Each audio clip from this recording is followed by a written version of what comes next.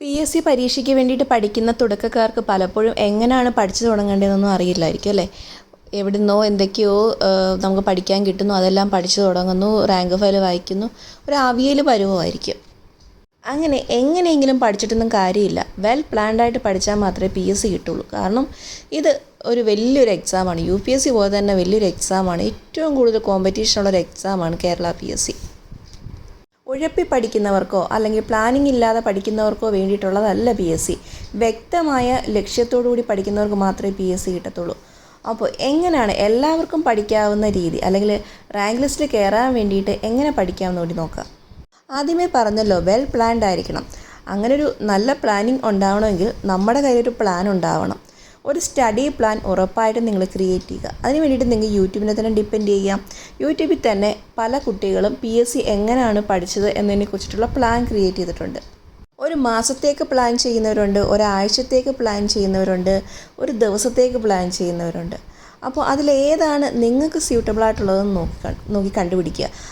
അതിൽ ശ്രദ്ധിക്കേണ്ടത്, ഒരു മാസത്തേക്കൊക്കെ നമ്മൾ പ്ലാൻ തയ്യാറാക്കി കഴിഞ്ഞാൽ നമ്മൾ ഉഴപ്പാൻ ചാൻസ് കൂടുതലാണ്. പറ്റുമെങ്കിൽ ഓരോ ആഴ്ചയിലേക്ക് പ്ലാൻ തയ്യാറാക്കുക. ഈ ആഴ്ച ഈ 7 ദിവസം എന്തൊക്കെ പഠിക്കണം, അടുത്ത 7 ദിവസം എന്തൊക്കെ പഠിക്കണം, അങ്ങനെ പ്ലാൻ ചെയ്ത് പോയി കഴിഞ്ഞാൽ നമുക്ക് പഠിക്കാൻ ഒരു കണ്ടിന്യൂഷൻ കിട്ടും. ഓരോ ആഴ്ചയിലും പ്ലാൻ തയ്യാറാക്കുമ്പോൾ അതോടൊപ്പം തന്നെ ഓരോ ദിവസം പഠിക്കാനുള്ളതും കൂടി തയ്യാറാക്കണം. ഇപ്പോൾ തിങ്കളാഴ്ച നിങ്ങൾ പഠിക്കാൻ പ്ലാൻ തയ്യാറാക്കിയിട്ടുണ്ടാകും. ആ തിങ്കളാഴ്ചയിൽ ഏതൊക്കെ മണിക്കൂർ പഠിക്കണം, ഏതൊക്കെ വിഷയങ്ങൾ പഠിക്കണം എന്നും കൂടി പ്ലാൻ തയ്യാറാക്കുക. ഇങ്ങനെ 2 ടൈം ടേബിൾ തയ്യാറാക്കി നിങ്ങളുടെ റൂമിൽ ഒട്ടിച്ച് വെക്കുക. എന്നിട്ട് അതിനനുസരിച്ച് ഫോളോ ചെയ്തു പോവുകയും ചെയ്യുക. ഒരാഴ്ചത്തേക്ക് ഒരേ വിഷയം പഠിച്ചു കഴിഞ്ഞാൽ നമുക്ക് ചിലപ്പോൾ മടുപ്പ് വരും. അപ്പോൾ 1-2 വിഷയങ്ങൾ മിക്സ് ചെയ്ത് പഠിക്കുക. ഇപ്പോൾ രാവിലെ തൊട്ട് ഉച്ച വരെ ഒരു സബ്ജക്റ്റും ഉച്ച കഴിഞ്ഞിട്ട് വൈകുന്നേരം വരെ ഒരു സബ്ജക്റ്റും, ആ രീതിയിൽ ഒരാഴ്ച കൊണ്ട് പഠിച്ചു കഴിഞ്ഞാൽ 2 സബ്ജക്റ്റ് പെട്ടെന്ന് തീർന്നു കിട്ടുന്നതായിരിക്കും. പക്ഷേ ഇങ്ങനെ സെലക്ട് ചെയ്യുമ്പോൾ നിങ്ങൾക്ക് ഇഷ്ടമുള്ള സബ്ജക്റ്റ് മാത്രം എടുക്കരുത്. നിങ്ങൾക്ക് ടഫായിട്ടുള്ള ഒരു സബ്ജക്റ്റും നിങ്ങൾക്ക് സിമ്പിളായിട്ടുള്ളൊരു സബ്ജക്റ്റും എടുക്കണം.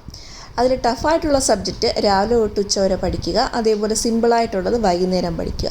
കാരണം രാവിലെ ആകുമ്പോൾ നമുക്ക് പഠിക്കാൻ നല്ലൊരു എനർജി ഉണ്ടാകും. ആ സമയത്ത് കുറച്ച് ടഫായിട്ടുള്ളത് എടുത്തു കഴിഞ്ഞാൽ പെട്ടെന്ന് ബ്രെയിനിലേക്ക് കയറും. വൈകുന്നേരം എന്ന് പറയുമ്പോൾ നമ്മൾ കുറച്ച് ക്ഷീണിച്ച സമയമാണ്. ആ സമയത്ത് കുറച്ച് ടഫായിട്ടുള്ള സബ്ജക്റ്റുമായിട്ട് ഇരുന്ന് കഴിഞ്ഞാൽ നമുക്ക് നന്നായിട്ട് ബോറടിക്കും. അതുകൊണ്ടാണ് ആ സമയത്ത് കുറച്ച് സിമ്പിളായിട്ടുള്ളത് എടുക്കണമെന്ന് പറയുന്നത്.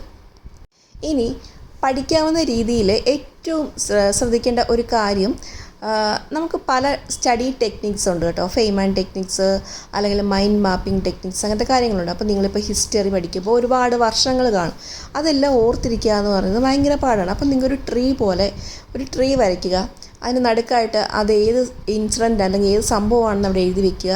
അതിന് ചുറ്റുമായിട്ട് ഓരോ വർഷങ്ങൾ നിങ്ങൾ മാർക്ക് ചെയ്ത് കൊടുക്കുക. അപ്പോൾ ആ ഒരു ട്രീയുടെ പടം കാണുമ്പോൾ തന്നെ ഏതൊക്കെ വർഷം ഏതൊക്കെ ശിഖരങ്ങളിലുണ്ടെന്ന് മനസ്സിലാവുകയും പെട്ടെന്ന് അത് ബ്രെയിനിലേക്ക് ഫീഡാവുകയും ചെയ്യും. അങ്ങനെ ചെറിയ ചെറിയ ടെക്നിക്സൊക്കെ യൂസ് ചെയ്ത് നോക്കുക. അതേപോലെ തന്നെ നമുക്ക് സ്റ്റിക്കി നോട്ട്സ് യൂസ് ചെയ്യാം. നമുക്ക് ബുക്ക് സ്റ്റോളിൽ നിന്ന് വാങ്ങിക്കാൻ കിട്ടും. സ്റ്റിക്കി നോട്ട്സ് ചെറിയ ചെറിയ പേപ്പറുകൾ ഒട്ടിച്ച് നമ്മുടെ ആ പഠിക്കുന്ന പേജിൽ തന്നെ ഒട്ടിച്ച് വെക്കാൻ പറ്റും. അതിൽ ഏറ്റവും ഇമ്പോർട്ടൻ്റ് പോയിൻറ്റ്സിൻ്റെ തുടക്കം മാത്രം ഒന്ന് എഴുതി വെച്ച് കൊടുക്കുക. അതാവുമ്പോൾ നമുക്ക് റിവിഷൻ ചെയ്യുമ്പോൾ പെട്ടെന്ന് ആ പോയിൻറ്റ്സ് നമ്മുടെ മനസ്സിലേക്ക് വരികയും ചെയ്യും. നിങ്ങളെപ്പോലെ പഠിക്കുന്ന ഫ്രണ്ട്സ് ഉണ്ടെങ്കിലോ അല്ലെങ്കിൽ ഏതെങ്കിലും ഗ്രൂപ്പിൽ നിന്ന് കുട്ടികളുണ്ടെങ്കിലോ അവരോട് കമ്പൈൻ സ്റ്റഡി ചെയ്യുന്നത് നല്ലതായിരിക്കും. അത് നമുക്ക് ഒരുമിച്ചിരുന്ന് പഠിക്കാൻ പറ്റിയില്ലെങ്കിലും ഫോണിലൂടെ ആണെങ്കിലും കമ്പൈൻ സ്റ്റഡി ചെയ്യുന്നത് ഉപകാരപ്പെടും. അതേപോലെ PSCയുടെ ക്ലാസ്സുകളൊക്കെ ചെയ്യുന്ന ടെലിഗ്രാം ചാനലൊക്കെ ഫോളോ ചെയ്ത് കഴിഞ്ഞാൽ അതിലൊക്കെ ഡെയിലി ക്വസ്റ്റ്യൻസൊക്കെ അവർ ഒരുപാട് ഇടും. അതേപോലെ PDF ഇടും. അതൊക്കെ ഫോളോ ചെയ്ത് കഴിഞ്ഞാൽ നമ്മളെപ്പോഴും ആ ഒരു പഠനത്തിൽ മുഴുകിയിരിക്കും. ഒരിക്കലും നമ്മുടെ മൈൻഡ് ഔട്ട് ആവത്തില്ല. എപ്പോഴും പഠിക്കുന്ന കാര്യങ്ങൾ ഇങ്ങനെ നമ്മുടെ മുമ്പിലേക്ക് വന്നുകൊണ്ടിരിക്കും. ഒരു ഫോൺ കയ്യിലെടുത്താൽ പോലും റീൽസ് കാണുന്നതിനും ഉപരി നമുക്കിങ്ങനെ നോട്ടിഫിക്കേഷൻസ് വന്നുകൊണ്ടിരിക്കും PSCയുടെ. അത് നമ്മൾ ഫുൾ ടൈം പഠനത്തിൽ മുഴുകും. ഒരു റാങ്ക് ഫയൽ വെച്ചിട്ട് പഠിക്കുന്നതിനേക്കാളും കുറച്ചും കൂടെ നല്ലതായിരിക്കും ഓഫ്ലൈൻ ക്ലാസ്സിന് പോകുന്നത്. ഓൺലൈൻ ക്ലാസ്, റാങ്ക് ഫയൽ, ഇതൊക്കെ പറയുമ്പോൾ നമുക്ക് കുറച്ച് ലിമിറ്റേഷൻ ഉണ്ടാകും.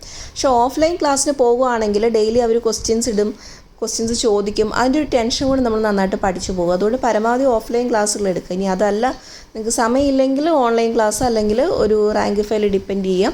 റാങ്ക് ഫയൽ ഡിപ്പെൻഡ് ചെയ്യുന്നവരാണെങ്കിൽ ഒരിക്കലും അത് മാത്രം പഠിച്ചുകൊണ്ടിരിക്കരുത്.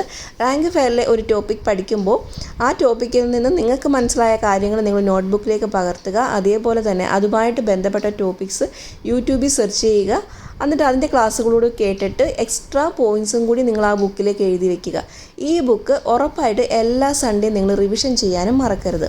ഇങ്ങനെയൊക്കെ ചെയ്തു കഴിഞ്ഞാൽ നമുക്ക് അത്യാവശ്യം PSCയുടെ ട്രാക്കിലേക്ക് കയറുന്നതായിരിക്കും.